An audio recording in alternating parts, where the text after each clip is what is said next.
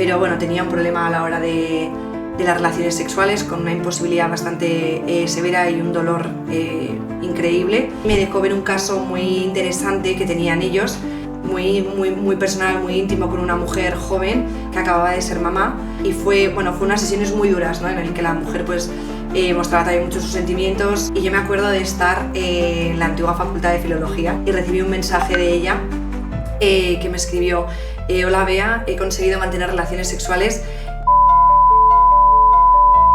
Bueno, yo ahí recuerdo que rompí a llorar y bueno, ahí dije, creo que este es mi camino. Bienvenidos a Emprende Radio. Hoy tenemos con nosotros a Beatriz Sierra. Beatriz, bienvenida. Buenos días, muchas gracias. Cuéntanos un poco, para que la gente te conozca. Eres fisioterapeuta, pero ¿quién es Beatriz Sierra? Pues Beatriz Sierra es una chica, una mujer de 30 años, que soy fisioterapeuta, estudié en la Universidad de San Jorge. Enseguida supe cuál era la especialidad que a mí me gustaba, pese a que estuve tocando todas las especialidades antes. Y en cuanto acabé la universidad decidí especializarme en el máster de fisioterapia de suelo pélvico por la Universidad de Málaga, y luego seguí haciendo diferentes cursos para seguir formándome en diferentes técnicas y tocar todas las especialidades que tiene el suelo pélvico, tanto en mujer como en hombre como en niño. Y nada más, a la vez que acababa el máster, pues decidí emprender mi propia carrera, mi propio negocio y montar una clínica. Actualmente ahora hace 6 años, justo ahora en octubre hizo 6 años que abrí las puertas, y bueno, pues un camino que es largo, es duro, pero a día de hoy pues puedo decir que estoy contenta con el trabajo que estoy haciendo. Una duda que conforme lo ibas comentando, suelo pélvico tenemos todos.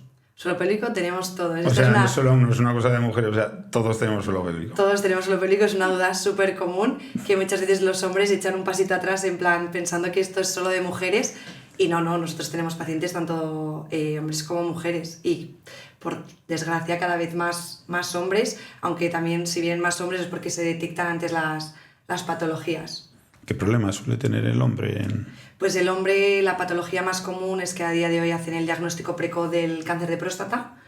Entonces, pues estos pacientes tienen que ser operados sí o sí, y una vez que están operados suelen llevar, la mayoría tienen un alto porcentaje, suelen tener unas secuelas tras la intervención, que suele ser la incontinencia urinaria, disfunción sexual, y pues claro, tienen que venir a rehabilitación para poder recuperar esa continencia y esa disfunción. Me gustaría ir a la Beatriz más joven, cuando estaba estudiando en la San Jorge, en la universidad. ¿Qué sueños tenía o cómo pensaba que se iba a desarrollar su vida profesional? ¿Pensaba que iba a emprender? No, yo creo que en ningún momento me llegué a plantear emprender. Incluso si doy un pasito más atrás, creo que es interesante que yo hice unos estudios de sociales. Tenía muy claro que quería ser periodista, y en el último momento no sé qué me cambió el chip y decidí hacer fisioterapia, pero en mi expediente académico sale que yo estoy matriculada en su día en periodismo, pero no llegué ni a empezar. Y la verdad que cuando estudiaba creo que tuve la suerte de que, como nunca me llegué a plantear querer ser fisio, cada año me iba sorprendiendo. Entonces cada vez me gustaba más, era una materia, unos temas que nunca se me habían pasado por la cabeza, y entonces pues fue algo que me fue enganchando cada vez más, pero en ningún momento te llegas a plantear que vas a emprender ni un trabajo en solitario. No pensaba en ello. Creo que en ese aspecto fui bastante día a día y paso a paso. ¿Cómo surgió la idea de empezar a emprender? O sea, porque yo siempre digo que el emprendimiento es como un clic que un día te da y empiezas a emprender, o puede ser una evolución de tu propia carrera profesional que al final acabes emprendiendo. En tu caso, Colombia, Kenia, Etiopía. Te invitamos a probar los mejores orígenes cafeteros. Entra en cafeselcriollo.com y descubre todos nuestros cafés de especialidad.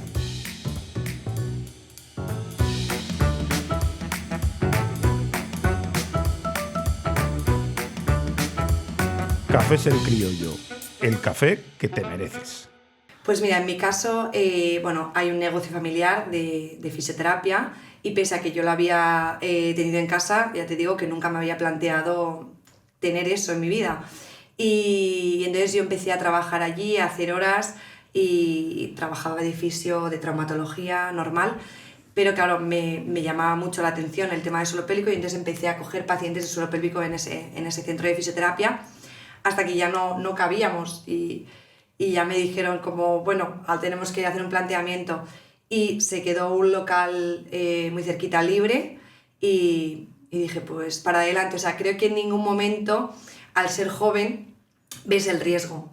Tú ves el riesgo de que estás ilusionada, te gusta la especialidad, te encanta tu trabajo y ¿por qué no? ¿No? Y entonces pues ahí que me lancé y llamé y empecé con las obras y empecé con todo y bueno, pues luego pues tuve que ir a una entidad financiera, ¿no? A que me ayudase también a emprender ese negocio, pero claro, yo cada día era una cosa nueva, no lo conocía y creo que esa parte de inocencia fue la clave a la hora de mi emprendimiento. Quizás ahora que ya llevas un recorrido más atrás y ves lo que es, a veces te planteas el decir, ¿y si voy un poquito más allá, no? Porque al final todos tenemos sueños y cuando empiezas a emprender creo que si la cosa va bien, pues quieres ir más y más en grande. Y ahora sí que te planteas muchas cosas que de primeras no me había planteado, ¿no? Yo en su día no tuve miedo en ningún momento, ahora tengo miedo. Claro, cuando no tienes nada que perder, entonces no existe el miedo y conforme has ido montando tu negocio y ya ves que podrías perder lo que has ido construyendo poquito a poco es cuando te entra un poco el vértigo. Sí, totalmente. O sea, ahora piensas en muchas más cosas, piensas si me desplazo a otro sitio, no quieres perder esos pacientes, aunque al final los pacientes se desplazan para estar con nosotras. Y sí, o sea, ahora hay muchísimas más dudas que en su día no tenía. O sea, yo no veía el peligro en ningún momento. Era como, bueno, la idea era, ¿por qué va a salir mal? O sea, no entendía el por qué pudiese salir mal. Y de hecho, si en algún momento la gente de mi alrededor lo veía, tampoco nadie me lo hizo saber o me hicieron hacer una reflexión de, bueno, piensa que estás invirtiendo este dinero, este tiempo y puede no salir, ¿no? Yo creo que como no pregunté tampoco, no quise tampoco coger muchos consejos porque estaba muy segura de mí misma, pese que ahora quizás es todo lo contrario, pues tiré para adelante y bueno, pues tuve la suerte de que fue muy bien y eso que pues un año abierta, pasó una pandemia, que con un año de autónoma y emprendimiento que te pasa una pandemia por encima, pues fue difícil, pero creo que siempre me ha gustado mucho mi trabajo y eso creo que es la clave, la vocación. ¿Has empezado a evaluar ya como emprendedora, digamos, la gestión del éxito y del fracaso? Por un lado me gustaría que me contestaras eso y por otro lado, si ya la has empezado a gestionar de alguna forma, si te has planteado o desde qué perspectiva ves el que no salgan las cosas como tú has planificado, porque yo siempre digo que el fracaso, no me gusta denominarlo fracaso, porque el fracaso simplemente es que algo no sucede como tú has planificado y que puede ser pues peor el resultado o menos malo. Un poco eso, cuéntame cómo lo es, sobre todo la parte interna tuya, que si has empezado a evaluarlo, que eso pudiera suceder en algún momento y desde qué perspectiva, desde qué punto lo querrías gestionar y cómo lo gestionarías, o simplemente no está eso en tu cabeza, tienes muy claro que las cosas te van bien y que van en perspectiva hacia adelante y no es algo que evalúes. Bueno, yo creo que el fracaso siempre lo tienes ahí, o sea, así como te digo que cuando comencé no tienes miedo, en el momento que empiezan a ir las cosas a funcionar y quieres hacer un poquito más, siempre ya evalúas el fracaso. Yo quiero pensar que hay que trabajar para que el fracaso no suceda y que si algo no sale no es un fracaso, sino que es algo que hay que plantear que quizás no sea preestablecido bien, no se ha gestionado bien, no se ha sacado en el tiempo que se necesitaba, pero bueno, es un trabajo muy interno porque cuando algo no sale bien toda la culpa es tuya, ¿no? Y todo es un desgaste físico y mental que te lo llevas tú a casa todos los días. Y el éxito, me cuesta muchísimo hablar de éxito porque no me considero una mujer con éxito, pero sí que creo que el éxito hay que trabajarlo mucho, y que el éxito como tal es el día a día, ¿no? El día a día, esa paciente que vino estando embarazada de muy poquito tiempo, estuvo contigo todo el embarazo, todo el posparto y te vuelve a llamar en un segundo embarazo o incluso más adelante. Entonces, para mí el éxito es eso, ¿no? Que las pacientes de alguna manera vuelvan o te escriban mensajes muy bonitos dando 1000 gracias por tu trabajo o que para ellas seas tan importante que al final dices, jolín, no nos hemos conocido más que en 5 meses y me has hecho ver que soy una persona muy importante para ti en el momento que dan a luz y la primera persona a la que escriben es a ti para decirte cómo les ha ido todo, decirte que tú has estado en su mente en todo momento. Para mí eso es el mejor regalo y creo que es el mayor éxito en un trabajo como el mío. Pero bueno, creo que el éxito no es suerte. O sea, es verdad que yo siempre digo que la suerte no existe como tal, sino que la suerte hay que trabajarla y llegar hasta ella. Al final la suerte es algo que a veces está, a veces no está, pero tú tienes que ir dando para tener posibilidades de que la suerte haga algo. Pues si la suerte te pilla no trabajando, mal asunto. Exacto, sí. Yo es que siempre soy un poco partidaria de eso. Me gusta tener mucho los pies en la tierra y creo que a veces también eso me perjudica un poco, ¿no? Porque, pues sí, con la gente más cercana te dicen, ostras, y vas a hacer esto y qué bien va, ¿no? Y yo siempre digo, bueno, a ver el mes que viene o a ver la semana que viene, ¿no? Y la suerte, pues eso, no considero que sea una persona con suerte, sí que, pues bueno, creo que al final no he tenido problema en meter 12, 13 horas cada día, sábados y domingos en mi casa cuando nadie te ve y ser muy vocacional y que no me importe mirar el tiempo ni el dinero que ha entrado, sino en cuidar a mis pacientes. Que te centras más en el valor que aportas que si realmente estás siendo más productivo económicamente Sí. lo que estás realizando, ¿no? Totalmente. O sea, es que yo creo que te podría decir, y no porque sean millones ni muchísimo menos, pero a mí me dicen cuánto has ganado en el mes de septiembre y no te lo sé decir. O sea, yo no sé la cifra exacta. Yo veo que las cosas van bien, que voy pagando mis gastos, que voy pagando las nóminas de mi gente y que yo estoy bien. Entonces, para mí eso es todo. O a veces cuando cojo proyectos y demás, la gente, ¿no? Es que sobre todo es el entorno. ¿Pero te sale rentable? Es la pregunta que te hacen. Y yo digo, no sé.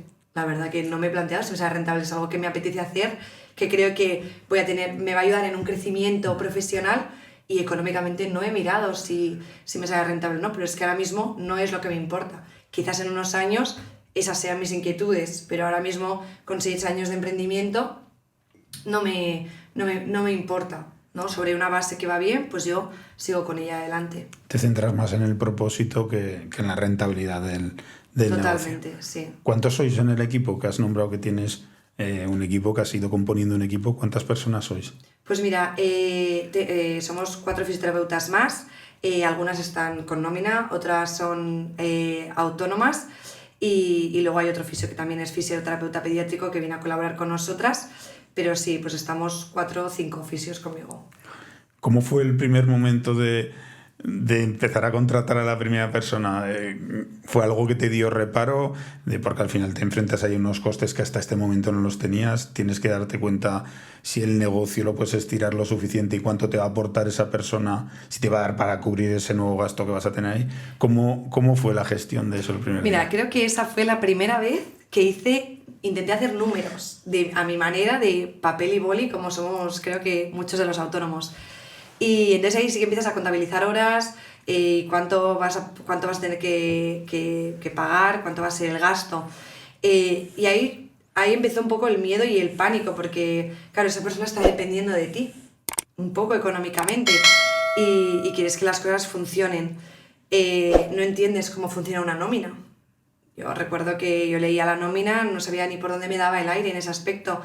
Y también el problema fue el entrevistar a esa persona e intentarle contar cómo funcionaba esa nómina y lo que iba a cobrar.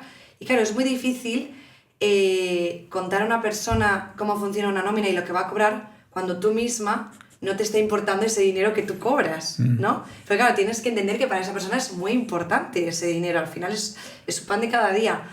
Y entonces costó, bueno, fue un trabajo difícil. Es verdad que, bueno, pues al final tiras un poquito también de gestoría y te intentan ayudar, pero fue difícil y ahí empiezas a entender también a muchos autónomos de tu alrededor que son mucho más grandes que tú cuando ven los gastos, ¿no? Pues de seguridad social, de lo que percibe esa persona que trabaja, pero también el coste que tiene la empresa. Claro, eso muchas veces el trabajador no lo ve y lo entiendo perfectamente, pero claro, es muy difícil lo de las nóminas. Para mi caso, cuando las somos, creo que pequeños autónomos, es complicado. Al final, muchas veces las personas de normal no entienden una nómina y el trasladar a explicárselo a una segunda persona cuando tú mismo no tienes un gran conocimiento, a veces te puede costar. ¿Cómo fue esa primera intento de seleccionar a esa persona? ¿En qué cosas te fijabas para seleccionar a la persona? ¿Qué valores que no se podían mover tenían que tener esa persona a la hora de tú decidir el poder contratar a esa persona? ¿O lo externalizaste? Es que igual también es una opción. No lo externalicé porque yo me lo hago todo yo, porque no tengo a nadie externo.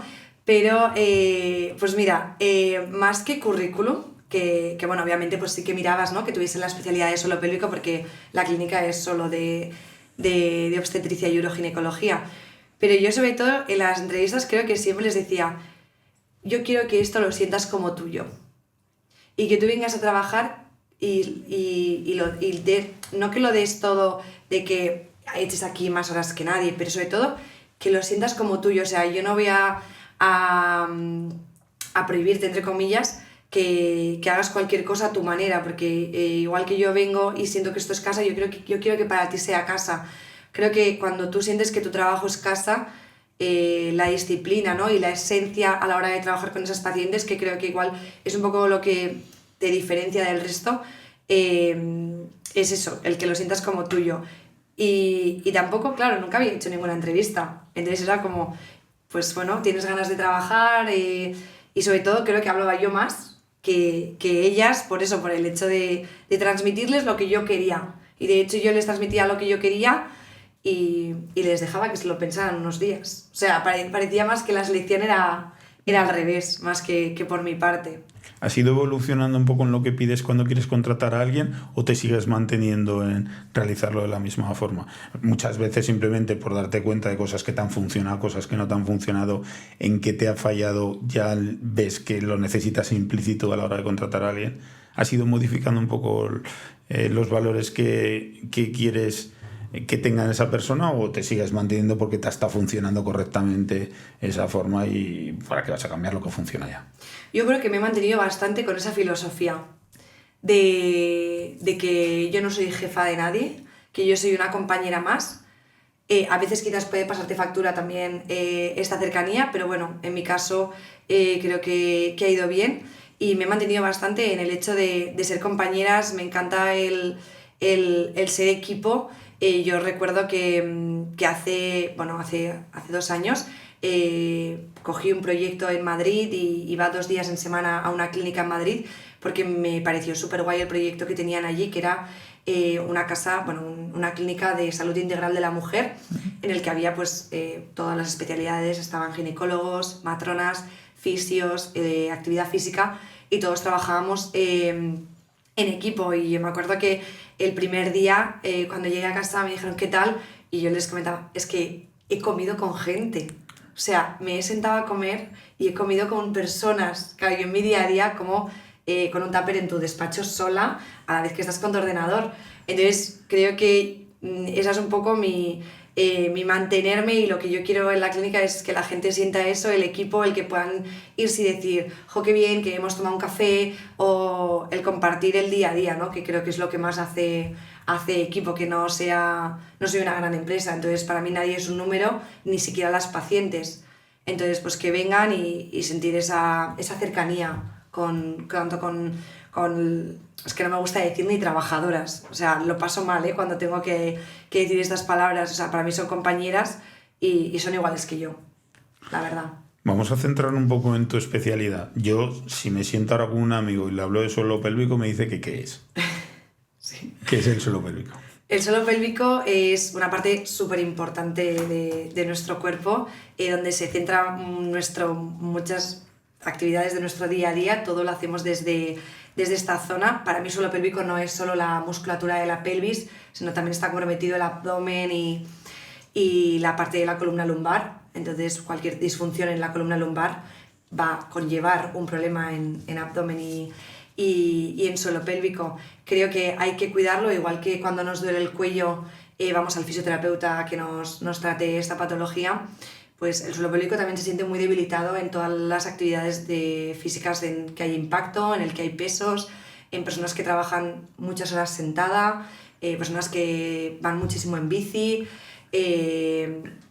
y sobre todo el estrés. El estrés, hay gente que le da por tener un dolor en el estómago y hay gente que le da por tener una patología en suelo pélvico, tener esa contractura, esa tensión muscular en el suelo pélvico, pues más en este caso quizás a las mujeres, nos conlleva y nos deriva a patologías bastante severas que además a nivel psicológico te provoca un trastorno en tu calidad de vida. Me has asustado un poco porque yo he hecho mucha bici. Eso quiere decir que tengo más probabilidades de tener problemas en esa zona. Bueno, a ver, depende, ¿no? Ahora estamos muy modernos y la ciencia por suerte va avanzando y entonces por suerte los hombres que van en bici les han sacado unos sillines especializados que tienen como una apertura para poder colocar tanto testículos como pene y de esta manera no tener esta compresión a ese nivel, porque al final antes que eran más rudimentarios, sí, más lisos y no había nada más amoldable, porque había una compresión continua durante mucho tiempo. Entonces esto genera a nivel nervioso una disfunción. No te tiene por qué pasar, pero quizás estás más predispuesto. Bueno, de hecho, cuando bajas de montar en bici tienes la zona dormida. Adormecida, sí. Mucha gente lo dice como algo normal, en plan, bueno, sí, pero a mí siempre que voy en bici tengo un adormecimiento en los testículos, pero bueno, siempre me pasa. Y es como, bueno, quizás hay gente que no le pasa y si hay alguien que no le pasa es porque tampoco debería ocurrir. Sí, que es algo que deberían prestarle atención sí, como mínimo e incluso evaluar, ir a una persona especializada en suelo pélvico y revisarlo, porque además es una actividad que haces con normalidad, que normalmente montar en bici es una actividad de fin de semana sí, yo tú también, sí, yo tú también. A los que les gusta, pues... Sí. Y son muchas horas, como tú dices, al final son 3-4 horas haciendo una comprensión muy fuerte y al final eso puede tener sus consecuencias. Sí, sí. Me interesa saber qué es lo que te hizo especializarte en suelo pélvico. Pues mira, es una historia muy bonita, la voy a intentar resumir. Yo en tercero de carrera es cuando descubro que existe la especialidad de suelo pélvico en una asignatura y entonces yo tenía claro que, bueno, yo no me fui de Erasmus y me había quedado con muchas ganas de salir fuera. Entonces, por lo menos me propuse hacer las prácticas de la universidad fuera de Zaragoza. Y en tercero ya salimos a prácticas. Entonces, bueno, hay un centro en el País Vasco, en Eibar concretamente, que son un poco pioneros, bueno, yo creo que para mí son los pioneros en España que empezaron con esto, José Miguel Amóstegui, y tiene su centro de salud integral y cuidado de la mujer. Y entonces, pues, yo dije, creo que si alguien me lo tiene que enseñar y para que vea si me gusta o no, va a ser él. Me habría recibido como con los brazos bien abiertos, ahora, bueno, es una persona bastante más mayor y fue como un papá para mí allí en Eibar, me trató súper bien, pude hacer todas las horas que quise, mañana y tarde, y me dejó ver un caso muy interesante que tenían ellos, muy personal, muy íntimo, con una mujer joven que acababa de ser mamá y fue unas sesiones muy duras, ¿no? En el que la mujer pues mostraba también mucho sus sentimientos y yo la vi llorar bastante, ella me agarraba la mano como con mucho dolor pese a que no estaba sintiendo dolor y pude ver esa cercanía con esa paciente. Claro, yo también además allí en Eibar estaba sola, ella tampoco había verbalizado esta patología con nadie de su entorno y no sé, pues como que hicimos muy buenas amigas y alguna tarde incluso por Eibar me decía de ir a tomar algún café. Claro, yo era muy joven, yo estaba en tercero de carrera y estaba muy sorprendida de toda esta situación y yo cuando vi a esta paciente todo lo que había pasado. De hecho, yo me despedí de ella estando muchísimo mejor, pero bueno, tenía un problema a la hora de las relaciones sexuales, con una imposibilidad bastante severa y un dolor increíble. Y yo me acuerdo de estar en la antigua Facultad de Filología, que ahora estaba en obras, que allí se estudiaba más de noche, estudiando un examen de neurología para junio, y recibí un mensaje de ella que me escribió: hola Bea, he conseguido mantener relaciones sexuales, ninguna sensación buena, pero tampoco mala. Bueno, yo ahí recuerdo que rompí a llorar, emocionada, perdida, y mira, es que lo pienso y me volvería a emocionar. Y bueno, ahí dije, creo que este es mi camino. O sea, recuerdo estar con los apuntes de neurología encima y decir, bueno, esto es un trámite que me tengo que estudiar y lo tengo que aprobar, pero tengo muy claro que yo quiero ayudar a estas mujeres, porque además creo que con el tiempo, bueno, y con la estancia que estuve allí, me di cuenta de la cantidad de mujeres que pasan por estos procesos y que no los verbalizan, que es tabú, pues porque te juntas con tu grupo de amigas y al final nadie quiere mostrar ese lado tan vulnerable o tan débil, pero que cuando lo hablas y una persona es capaz de contarlo al resto, aparecen muchos más casos, y que no hayan tenido esa vía o ese acceso tan fácil o no encontrar a la persona que les pueda ayudar, no sé, me vi que creía que podía valer para eso, que tenía esa cercanía y esas ganas. Y bueno, pues fue gracias a ella, y yo a ella se lo he hecho saber muchas veces. De hecho, me regaló en su día una foto con su marido y su bebé cogidos de la mano en blanco y negro, y yo le dije a ella, que sepas que esta foto algún día tendré un despacho y me la pondré. Y la guardé, y fue lo primero que puse en la clínica, poner ese marco de foto en el despacho, y ahí está, por supuesto. Porque historia más bonita me está. Sí, es que fue muy interesante, y es algo que me han preguntado muchas veces, y yo digo, es que es difícil de explicar, pero es que es así. Me ha llegado. Siempre relacionamos el suelo pélvico con el embarazo, con el parto, pero lo que me gustaría que me contaras es cómo afecta el embarazo, o sea, el embarazo de la mujer al suelo pélvico. Vale. El suelo pélvico no es solo embarazo y posparto, o sea, hay pacientes que no han estado embarazadas nunca, ni porque no lo han querido, y tienen problemas de suelo pélvico. Es verdad que yo creo que está cambiando un poco la idea, pero el deporte a nivel de suelo pélvico y abdomen ha hecho mucho daño, entre comillas, en no haberlo realizado bien. Entonces hay mujeres que con 40 años tienen pérdidas de orina y te dicen, pero es que yo nunca he dado a luz, ¿cómo puedo tener pérdidas de orina? Entonces tienes que echar la vista atrás y ver quizás un poco el recorrido de esta mujer a nivel de deporte o también hábitos. Pero el suelo pélvico afecta en el embarazo, pues porque al final hay un crecimiento uterino en el que es una víscera que normalmente tiene la forma de una pera, y sin embargo ese órgano es capaz de criar a una persona dentro. Entonces ese órgano se agranda mucho, se extiende mucho, y dentro va teniendo un peso muy grande que pues puede llegar a ser 3 kilos, 3,5 kilos, lo que el bebé crece, lo que el bebé pese. Todo este peso se recae sobre esa musculatura y sobre esas vísceras. Entonces al final va debilitando esa musculatura. Es como si encima de una mano nos van colocando cada día un poquito de peso y no nos lo quitan, porque tú el peso no te lo quitas en ningún momento en todo el embarazo. Pues al final esa musculatura de la mano iría perdiendo fuerza, y musculatura y tono, pues en el suelo pélvico es igual, se va debilitando por todo el peso que conlleva, y además hormonalmente, ¿no?, se segregan unas hormonas que generan una laxitud que hace que tú no estés tan fuerte en ese proceso. Entonces pues por eso también se recomienda que se haga ejercicio para que no pierdan ese tono muscular, y ese sería también yo creo que la gran causa del problema, bueno, no del problema, pero de tener en cuenta el suelo pélvico durante el embarazo. ¿Afecta igual cuando es un segundo o tercer embarazo o es indiferente? Bueno, yo creo que depende de lo que hayas hecho en el impasse del primero al segundo. Si has hecho una recuperación del primero al segundo, pues partes de cero, ¿no? Quizás si del primero al segundo, pues por diversas causas, no has podido hacer una recuperación, pues claro, ya partes de una base que ya no está igual. Entonces, pues quizás no partes de 2, partes ya de un poquito de 1 o de 0. Entonces, el debilitamiento de esa musculatura o disfunción va cada vez un poquito más. De hecho, normalmente nosotras incluso en el embarazo, también porque el cuerpo tiene memoria, ¿no? Pero en el embarazo, cuando son primerizas, las ves más frecuentemente en ese último mes y medio de embarazo, y cuando son seconds, que les llamamos, segundos embarazos o terceras, ya normalmente las ves y les dices, bueno, seguramente te vea de aquí 20 días, no va a hacer falta vernos tanto. O sea que al final también el que sea una primera experiencia o que ya tengas más experiencia con ellas te lleva a el que no tengas que hacer un seguimiento tan cercano. Exacto, sí.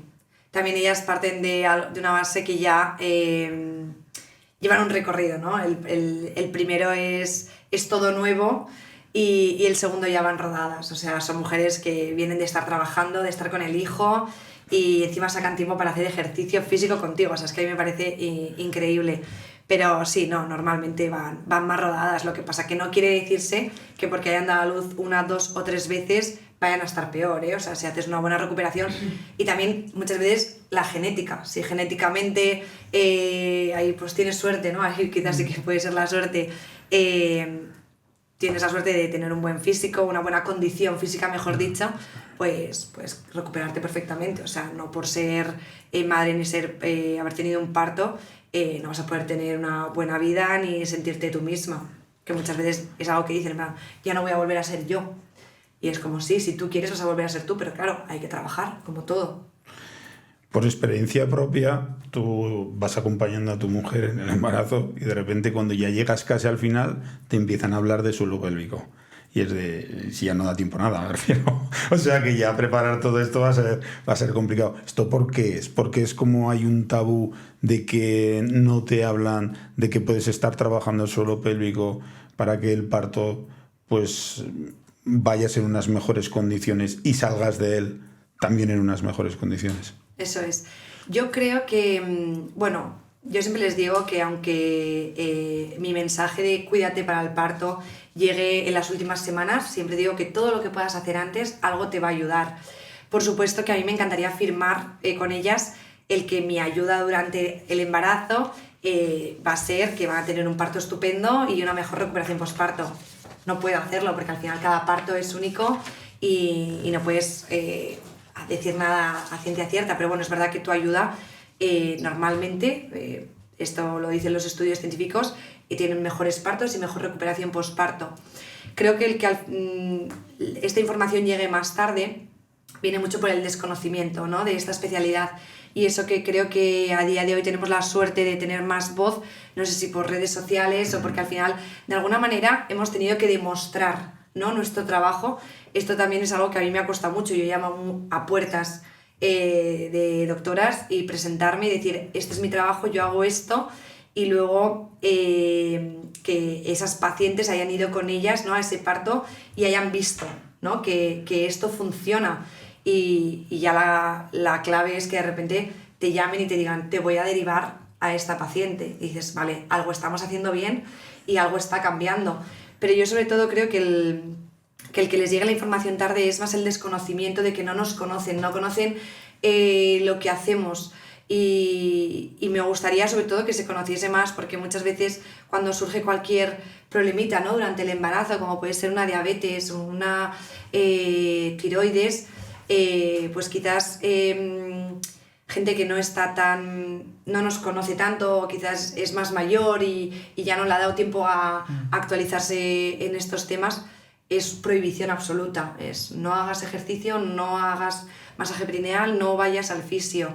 Y yo creo que es un error, porque creo que damos calidad en ese embarazo. Obviamente somos las primeras que si vemos que no lo debe hacer, tenemos esos conocimientos para decir, no, te toca hacer reposo, nos veremos en un mes, pero nos veremos en un mes y volveremos a evaluar. No es ya, stop ya hasta el final del embarazo, porque al final una mujer que simplemente por una diabetes o por una hipertensión, que obviamente la hipertensión hay que tenerla en cuenta, pero la manda a reposo, jolín, luego el día del parto es un día de muchas horas y mucho esfuerzo en un periodo de tiempo muy corto, ¿no? Es expulsivo. Si no ha hecho nada, si no la hemos movido, si no hemos conseguido activar con ella, ¿cómo vamos a pretender que tenga un parto bueno o que colabore en ese parto si llega sin fuerzas, no llega físicamente, no llega igual de fuerte que si hubiese estado trabajando? Que si no has entrenado corriendo, no puedes pretender hacer una carrera de 10 kilómetros. Efectivamente. Que va a ser va a ser complicado. Exacto. Te vas a estresar o vas a estresar al cuerpo mucho ese día. Y mentalmente ellas también, creo que la cabeza del día la cabeza en ese día es clave, ¿no? Con la actitud a la que van. Y ellas mismas están viendo que a su alrededor están trabajando y están haciendo de todo. Y el verse, y yo no puedo hacer esto, ¿cómo voy a dar a luz si no puedo hacerme nada? A ver, el cuerpo de la mujer está preparado para dar a luz y no se necesitaría a nadie, ¿no? Pero bueno, por suerte a día de hoy pues se ha avanzado y podemos hacer que esas mujeres estén más acompañadas hasta el final de ese día. Entonces, pues si pueden hacerlo pues, y encontrarse mejor, ¿por qué no? Al final no es sustitutivo el servicio que prestáis, sino que es un poco, como os hablaba antes, complementario. Exacto, somos complementario totalmente para formar equipo. O sea, la matrona tiene su trabajo, el ginecólogo ginecóloga también tiene su trabajo y nosotros el nuestro. Nosotros en el parto no entramos, trabajamos durante y el después. Y al final, bueno, quizás por el sistema que hay con las embarazadas y con los pospartos, tú eres las que más las ve, ¿no? Al final es contigo es con la que más tiempo comparten. Entonces, pues también las conoces más y puedes trabajar mucho con ellas también a nivel de actitud, que también es importante. Pero en ningún momento nuestro trabajo va a sustituir el de una matrona, ni muchísimo menos. Al final es complementario y a mí me parece súper guay y lo mejor del mundo. O sea, yo creo que es un regalo para esa embarazada el que pueda tener a su fisio, a su matrona, a la gine en equipo. Al final, si nos estuviera escuchando ahora una mujer embarazada, nos diría, pero ¿qué ejercicios puedo hacer o qué tengo que ejercitar? Y si tiene que ser a partir de alguna semana en concreto o si es más eficiente si lo hago a partir del segundo trimestre o lo que sea. Bueno, una mujer que viene de hacer ejercicio y se entera de que está embarazada, para mí lo ideal es que no deje de hacer ejercicio. Tu vida no cambia. Tú estás creando vida, pero tu vida no tiene por qué cambiar. ¿Por qué vas a cambiarla? Si igual te has enterado que estás embarazada de 4 semanas, pero quizás porque te has hecho el test, pero igual te podías haber hecho el test en la semana 12 y tu vida no hubiese cambiado, ni siquiera en hábitos alimenticios, ¿vale? Entonces, ¿para qué la vas a cambiar? Si eres deportista, para mí tienes que seguir, y puedes hacer deporte normal. Sí que recomiendan, ¿no?, que evitar el impacto, que dejen de correr. Bueno, lo mismo, si no has corrido y tu deporte no es correr, pues obviamente no te me pongas a correr ahora, ¿no? No es el mejor momento. No es el momento para ponernos a correr. Pero si vienes de ser corredora, adelante, vamos a adaptarnos sobre todo en cuanto a distancia y a mirar pulsaciones. Y si no has hecho deporte nunca, pues bueno, por seguridad, también más de ellas y porque también un poco, también la seguridad nuestra como sanitaria, no me apetecería que se me señalase de que por culpa de haber hecho ejercicio ha habido un aborto previo, pues siempre se dice que, bueno, que quizás si no están muy seguras que esperen a esa confirmación en la semana 12 en el que ellas ya han visto en una pequeña eco el saquito, han visto a su bebé, el ginecólogo o ginecóloga les ha comprobado que todo está bien y que pueden ir en adelante. Y entonces, pues una vez que tienen por esa parte el ok, pues sobre todo ejercicio de fuerza, de tonificación de toda la zona lumbar, glútea, abdomen, que es lo que más peso va a soportar y va a ser la mejor faja que van a tener, ese soporte, y sobre todo también mucho la parte cardiorrespiratoria, o sea, para que lleguen con buen cardio hasta el final y es que ellas te lo dicen, o sea, que se notan súper ágiles y que el día del parto súper bien. Y luego muchas veces nos preguntamos, jolín, ¿y por qué esta chica sale y ya está andando o está paseando o está haciendo ejercicios? Y dices, bueno, primero que genéticamente igual tiene la suerte de que él está muy bien y luego también pregúntale qué ha hecho antes, ¿no? Y cómo se ha preparado antes. En el posparto siempre va a generar esa inquietud de tengo que esperar un tiempo, qué tipos de ejercicio puedo empezar a hacer. ¿Cómo les podríamos aconsejar en esa parcela? Yo en esa faceta siempre les recomiendo quizás que esperen esos 40 días. Primero porque al final son 9 meses de mucho cambio y claro, necesitas que ese cuerpo pues poquito a poco vuelva a su ser, pese a que 40 días me parece muy poco tiempo frente a 9 meses de embarazo. Pero bueno, es verdad que se considera, ¿no?, a nivel de evidencia científica que el cuerpo parece que ya empieza a estar más óptimo. Me parece que son 40 días de respetar, primero porque tienes que encontrarte contigo misma. Cuando dan a luz solo tienen ojos y cuidados para su bebé y de ellas se olvidan completamente. Pese a que yo soy muy pesada y les digo, cuida de tu bebé, pero sobre todo cuida de ti también. Porque si no, ellas se dejan, cuidamos del bebé, el bebé a los 9 meses, 10 meses está perfecto y ellas es como que se vienen un poquito abajo de 10 meses han pasado y todavía estoy así. Pero bueno, yo ahí me gusta animarles y decirles, bueno, no te preocupes, estás así porque no has empezado a hacer ejercicio. Pero normalmente lo que se les recomienda es que una vez pasada la cuarentena, ¿no? Esos 40 días después del parto, hagan una valoración de fisio, donde valoramos cómo ha quedado todo, abdomen, suelo pélvico, con ecografía, y pues ya de manera muy individualizada, en función de cada una, recomendarle los ejercicios o la recuperación, también con los síntomas, depende de cómo te vengan, que crees que mejor le va a ir. Pero sobre todo es mucho trabajo de ejercicio de tonificar y reeducar ese cuerpo. Si hemos hecho las cosas bien, o sea, si hemos estado trabajando el cuerpo durante el embarazo, ¿podemos conseguir volver a estar en la misma condición después de un parto? ¿O ese cuerpo totalmente ya no vuelve a lo que era antes? Bueno, yo considero que si hay personas que consiguen volver a sentirse con su cuerpo, prácticamente todas lo podríamos conseguir. Es verdad que hay que valorar las condiciones de cada uno, pero bueno, yo creo que si trabajas en el antes y sobre todo en el después, sí que puedes volver a encontrarte contigo misma. Pero creo que es que ahí también entra un factor psicológico importante. Y yo creo que de verdad que la que quiere se pone y lo consigue. Y pues consiguen, bueno, yo lo veo cada día, ¿no? Y tienes pacientes de todo.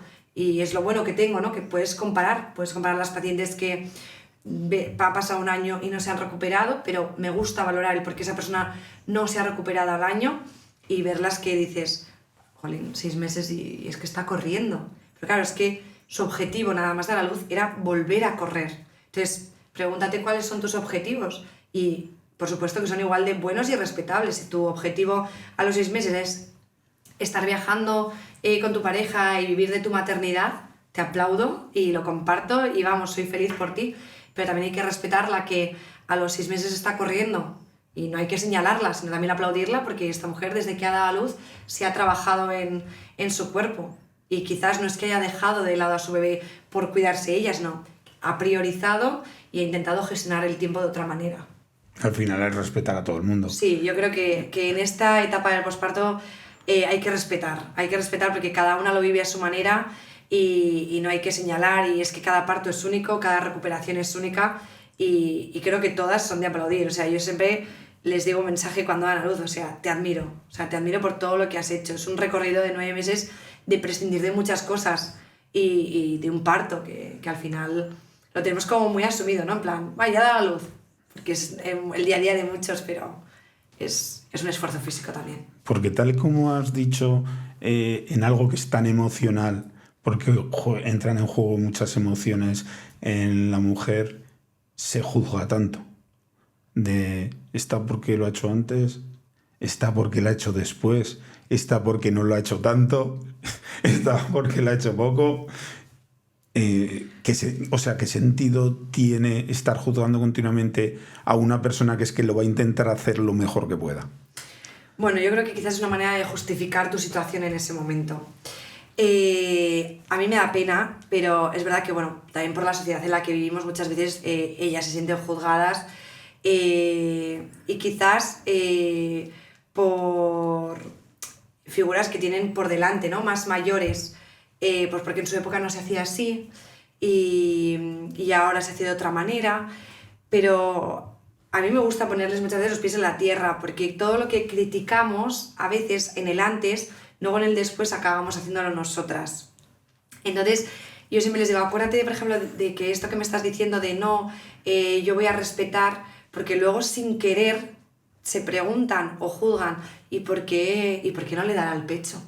Anda, claro, es que como no le da pecho, ya bueno, ¿y qué? da igual que no dé pecho. O sea, ella ha decidido no dar pecho y bueno, pues quizás por eso tiene más tiempo, pero no sabes por qué no ha dado pecho. O sea, creo que es que en la maternidad hay que ver las historias de cada una. Tú no sabes si esa mujer, por ejemplo, es autónoma, ¿no? Y pues al final no es que priorice, pero tiene que seguir su vida. O sea, y es una muy buena manera también de cuidar a su bebé. Si ella no sigue con su trabajo autónomo, su bebé tampoco va a poder estar bien cuidado entonces a la larga. Entonces creo que no se deben de juzgar, aunque sin querer a veces lo hacen entre ellas, también opinando. O sea, yo siempre pienso que lo hacen de la manera más inocente. O sea, es sin querer porque pues ven lo que hacen en casa y luego ven a la amiga, ¿no? Que está con el carro y le ha puesto el chupete y yo no le he puesto el chupete y bueno, es complicado, pero porque lo ven en el día a día. Pero yo creo que igual que cuando vas a una tienda y te compras un pantalón y tu amiga se ha comprado el mismo y piensas, ay, porque a ella le quedará así, ¿no? Y no lo haces con malicia, pero sin querer, pues es un poco en la sociedad en la que vivimos.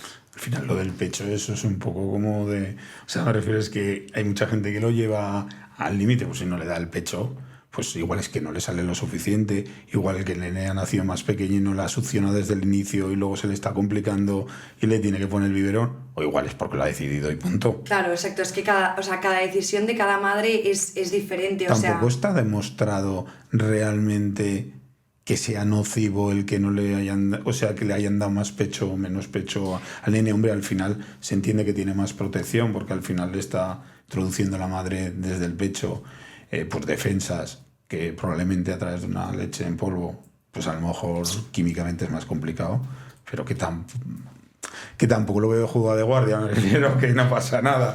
No, yo creo que sí que está demostrado que la leche materna, todos los beneficios que tiene, ¿no? Y ese apego con la madre y todas las defensas que generan los bebés, pues está muy bien. De hecho, creo que como profesional sanitario lo que tenemos que ayudar es, si tú detectas que esa mujer no está teniendo una buena lactancia o una buena experiencia, pues ayúdale, ¿no? a que tenga una buena experiencia. Pues en mi caso yo de lactancia no sé y lo desconozco, pues deriva a la matrona, a esa experta en lactancia que le va a ayudar a tener una buena lactancia, y la que te dice que ha decidido no dar pecho por sus razones, pues respétala y acompáñale también en ese proceso, que igual no sabemos si esa decisión también le ha costado a ella un trabajo muy, muy duro. Normalmente cuesta mucho el tomar esa decisión. Básicamente es un tema simplemente que es de respeto y entiendo yo y ya está. Sí, se sienten mal, entonces pues en ese sentimiento de culpa que pues hay que acompañarlas y que lo lleven de la mejor manera posible. Pese a que no digo que sí que es verdad que haya que fomentar la lactancia materna pues por todos los beneficios que tiene. ¿Qué problemas te has ido encontrando en el emprendimiento en tu sector, en la fisioterapia, que sean propios de tu sector? ¿Hay algo que te hayas encontrado como problemática a la hora de ejercer tu emprendimiento? Bueno, yo creo que desde mi propio sector no. Bueno, creo que quizás las personas que te pueden ayudar, ¿no? Esos emprendedores sanitarios más grandes, como ayudarte un poco más, ¿no? A crecer. O sea, yo por ejemplo me pongo en la situación de verme en 10 años, ¿no? Y ojalá que todo siga así, y verme en una buena situación, y a mí si me llamase aquella Beatriz de hace 6 años, perdería todo por ayudarle. Y quizás eso es lo que tú no te has encontrado con esas personas con las que te digo que yo he tenido que llamar a las puertas y contarles mi historia, y a veces pues claro, te miran con una cara en plan, vale, buenos días y hasta luego, ¿no? Entonces pues sí, un poco de esa mano de, quizás porque ellos no lo han hecho desde cero y entonces no lo sepan encaminar, pero un poco en ese aspecto sentirte un poquito más arropada por ese sector sanitario, sí. Pero bueno, creo que el principal problema de mi emprendimiento no ha sido ese, o sea, bueno, no, tampoco problema, pero quizás la piedra más grande ha sido la parte de gestión, no más que de mi servicio sanitario. Al final muchos empezamos a emprender, saber realizar mucho una determinada actividad, pero el emprendimiento es mucho más complejo que eso. Hay una parte económica, una parte de hacer cuentas, una parte fiscal, una parte legal. O sea, son muchas partes que al final es normal que una persona no tenga controladas todas esas partes. Al final normal es que sepa desarrollar su actividad. Una fisioterapeuta pues al final sabe hacer bien su trabajo, no tiene por qué saber de números. Exacto. Yo sabía que de fisioterapia sabía, que yo podía ayudar, pero de sector financiero no tenía ni idea. Yo no había hecho números el día que emprendí, no hice un estudio de mercado, que también mucha gente te pregunta eso cuando van a abrir una clínica, te dicen, hiciste un estudio de mercado, ¿verdad? Y yo, no. O sea, no sé ni lo que es un estudio de mercado, o sea, soy sincera. O a veces te dicen, ¿y por qué tienes la clínica en Las Fuentes? Que aparentemente no es un barrio en el que la gente sea muy de paso. Pues porque se me quedó un local allí libre y decidí hacerlo allí. O sea, no pensé en la población en donde estaba montando la clínica. O sea, yo me acuerdo que no conocía, o sea, conocía la palabra Hacienda por la tele, pero yo no sabía lo que era Hacienda el día que emprendí. No sabía que tenía que hacer un trimestre, ni presentar una declaración, o sea, es que no tenía ni idea, y creo que ese es el principal problema y donde más sola te ves en el emprendimiento. Y yo siempre digo una cosa y es lo que más rabia me da, pero muchas veces te planteas tirar la toalla, y esto es así, al día siguiente te llega ese mensaje de la paciente que está muy contenta contigo y que ha tenido un parto estupendo y se te olvida, ¿no? Cómo te has acostado la noche de antes. Pero muchas veces te dan ganas de tirar la toalla, y el problema es que no te dan ganas de tirar la toalla porque te vaya mal o porque no te guste tu trabajo, te dan ganas de tirar la toalla porque a nivel gestión económica estás perdido y no sabes por dónde tirar, no conoces a nadie que te vaya a ayudar, todas las ayudas que intentas pedir, todo es pagando, entonces entras ahí en un colapso mental que dices, ¿en serio merece la pena? O sea, ¿merece la pena todo esto? Si yo lo único que quiero es venir mañana a trabajar, estar con mis pacientes, es que me da igual, ¿sabes? Entonces, ese creo que es un bache importante y a tener en cuenta, y a mí me encantaría que si a alguien le pasa como a mí, que no se sienta sola, porque yo sobre todo te sientes muy solo, y sobre todo en algún año, ¿no? Hace 2 años, que yo anímicamente flojeé ahí un poquito más, me acuerdo que abría Instagram y ves perfiles como el tuyo de otras ciudades y dices, jolín, qué feliz es y qué bien le va. Y tú te estás acostando llorando en la cama porque dices, no entiendo, o sea, yo estoy fatal, no sé cómo hacer esta factura, no sé cómo gestionar esto, y por suerte la gestión es por volumen, o sea, que encima es porque te va bien. Y alguna vez me llegué hasta a plantear escribir por privado a esa persona en Instagram en plan, oye, perdona, yo estoy así, ¿a ti te ha pasado? Por sentirte un poco arropada, que yo creo que a día de hoy seguramente esa persona me hubiera contestado, pues sí, y te abrazo desde lejos y ánimo que mañana será otro día. Pero eso, a mí me gustaría que cuando esas personas empiezan a emprender, pues que sepan que no están solos y que todos hemos pasado por esa fase, y pasaré, o sea, seguramente igual el mes que viene, o sea, no tan lejos, o mañana, volveré a decir con todos los papeles encima de la mesa, además estamos a final de mes, pues socorro, otra vez estoy en la misma situación, y no aprendes. Al mes que viene es lo mismo.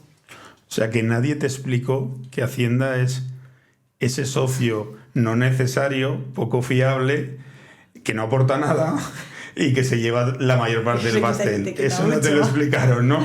No, la verdad que no. Y me acuerdo de Hacienda cada 3 meses. Por suerte intento no pensarlo mucho, pero cuando llega ese trimestre dices, jolín, si me podría ir a cenar con ellos todos los días con esto que pagas. Y la frase, ¿no? De si pagas mucho es porque ganas mucho. Esa frase me duele mucho porque dices, ya, pero ¿cuántas horas meto yo y cuántas horas metes tú? ¿Sabes? Y a veces te planteas el no trabajar tantas horas porque dices, vale, sí, es que te estoy pagando esto porque he ganado tanto, pero claro, ¿cuánto tiempo de mi vida he dedicado?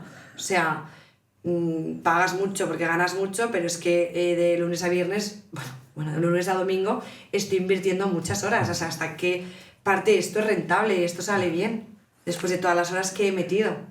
Que lo que le sucede a muchos autónomos y a muchas pymes es que empiezas en el mes 1 y vas que se va llenando la saca un poquito, en el mes 2 vas que se va llenando otro poquito más, en el mes 3 ya te emocionas porque dices, ahora sí que está funcionando, y cuando termina el mes 3 ves que se vacía todo. Exacto. Porque ha llegado Hacienda. Exacto, me encanta que me hayas hecho la reflexión, porque es algo que no hablo con nadie y muchas veces lo pienso en plan, qué bien voy este mes, y de repente piensas, ay, es que llega el trimestre, y entonces de repente ya hemos vuelto para atrás en vez de avanzar. Así es. En esa parcela es que me hace mucha gracia porque dicen porque al final la empresa es una recaudadora, o sea, tú le estás recaudando a la administración. Dices, claro, ese dinero no es tuyo, dices, ya, pero es que yo podría prestar el servicio por ese dinero o por menos si no tuviera que estar recaudando tanto dinero para otro.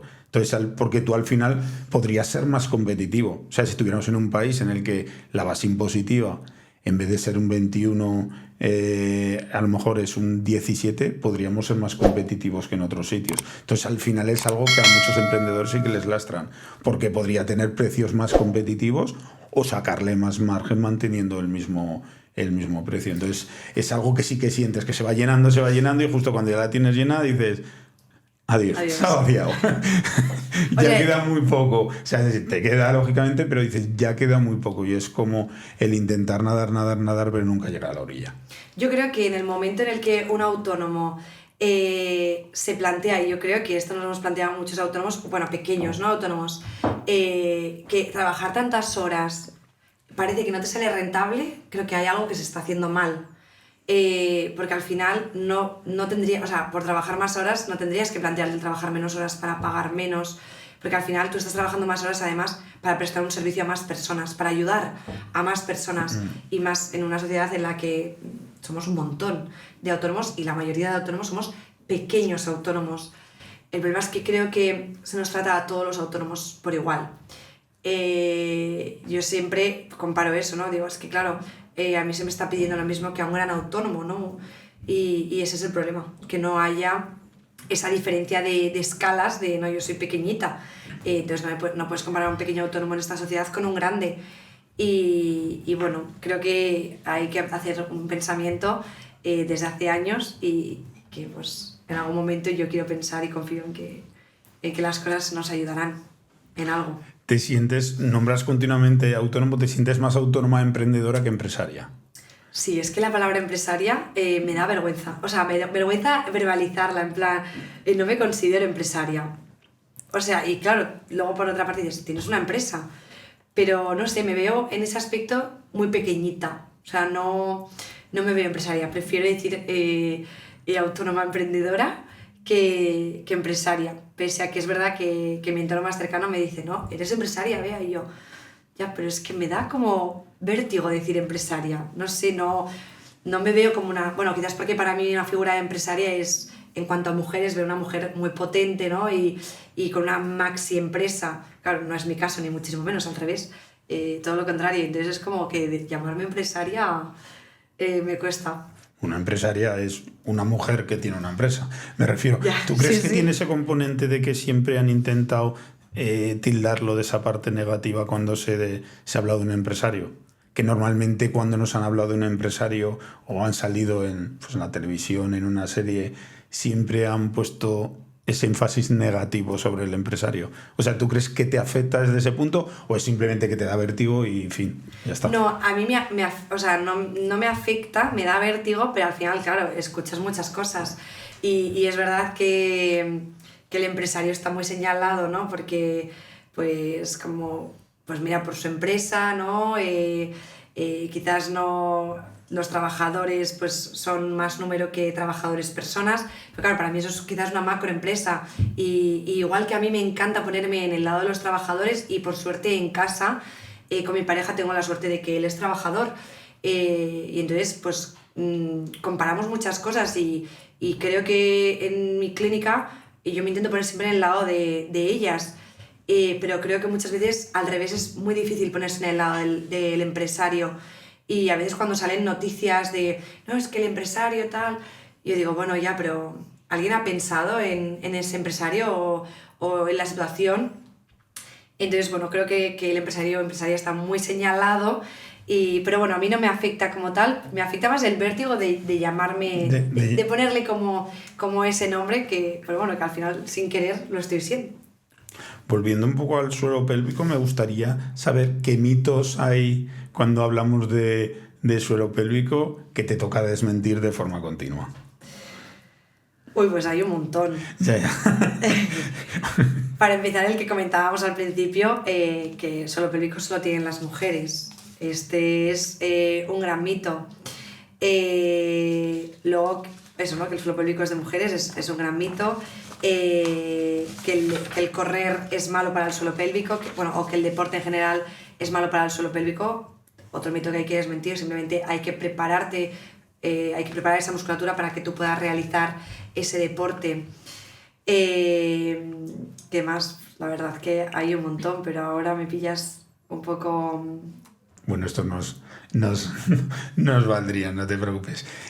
Tú imagínate esa persona joven que quisiera emprender en el mundo de la fisioterapia. Me gustaría ¿de qué la advertirías?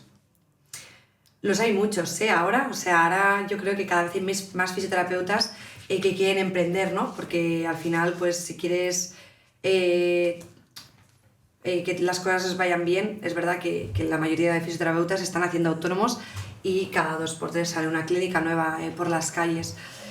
He tenido casos cercanos en los que han emprendido y me han preguntado sobre tú que empezaste Bea con la clínica, ¿qué tengo que tener en cuenta? Y a mí me gusta también dar la parte negativa, porque quizás es lo que yo eché en falta. Y primero que es 24/7. O sea, eso es así. Tú te vas de vacaciones y no estás de vacaciones. O sea, estás de vacaciones en cuerpo y físico, pero no en mente. Entonces me gustaría decirles que es algo para ti para siempre, ¿no? Como un hijo. De hecho, yo la clínica siempre la comparo como mi hija. O sea, mi hija es mi clínica. Que van a haber días muy duros en los que quieran tirar la toalla, que van a sudar, que van a llorar, pero que creo que si están dispuestos a echar horas y sobre todo se ven con la capacidad, bueno, ellos sienten que tienen esa vocación a nivel de fisioterapia por cuidar a las personas, que todo irá bien. O sea, pero que no van a tener, o sea, que no creo que tengan ningún problema, pero eso, que hay mucho esfuerzo detrás, mucho trabajo.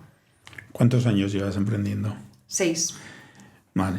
Piensa hace 6 años en la Beatriz de hace 6 años y me gustaría que nos contaras qué le dirías a esa Beatriz, pero no ya enfocado en el mundo de la fisioterapia, sino que le dirías a esa Beatriz que quería empezar a emprender. ¿Qué consejo le darías conforme a las experiencias que tú has tenido? Pues yo creo que le diría que calma. Calma, porque a veces queremos correr antes de empezar a caminar y queremos que las cosas vayan demasiado bien y sobre todo no compararse con nadie. Eso es algo que a veces también cuesta mucho, porque estás viendo que la clínica de al lado le está yendo mejor, o bueno, ya no le está yendo mejor, sino que está mostrando más cosas que tú y eso a veces te hace pequeña. Entonces, sobre todo no comparar, que no se compare, no crear esa competencia, o sea, creo que no, ni como persona creo que tienes que verte como competencia de nadie y sobre todo los pies en la tierra, porque vienen días muy buenos en los que te vienes arriba, ¿no? y te crees que te vas a comer el mundo, pero luego el bajón del día siguiente pues puede ser más grande y no por eso eres peor, que ahora te lo digo así, pero en ese momento tú te sientes peor y entonces ese equilibrio mental y físico.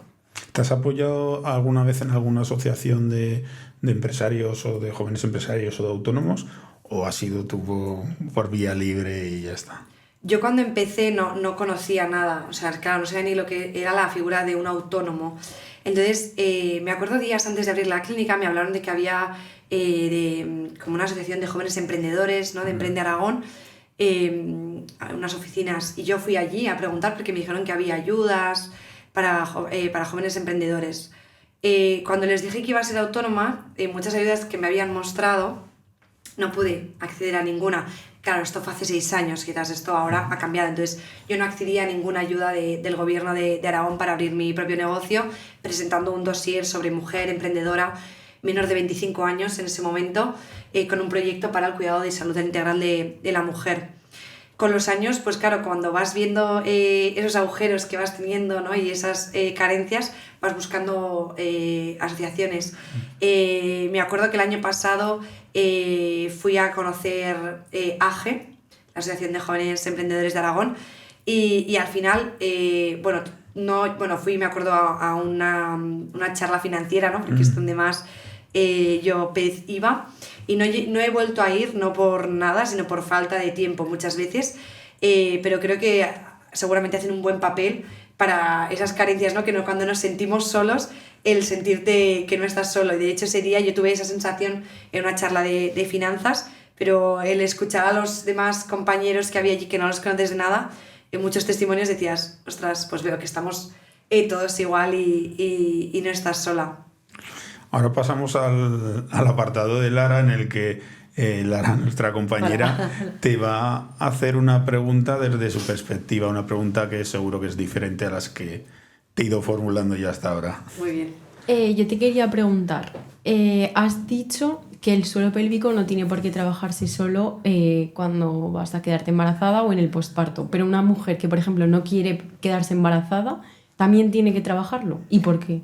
Esta es una pregunta que recibo mucho por redes sociales, ¿no? Porque yo creo que se habla tanto del suelo pélvico y dicen, vale, pues quizás tengo que ir a mirarlo y no entiendo por qué tengo que ir a mirar mi suelo pélvico, ¿no?